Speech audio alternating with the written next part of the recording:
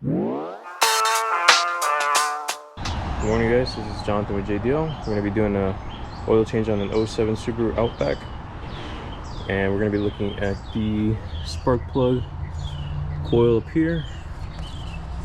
Mine says it keeps popping out during some drives, so we're going to take a look at that, see if the spark plug's not loose in there, and whether or not that coil needs to be changed. So let's get started with the oil change.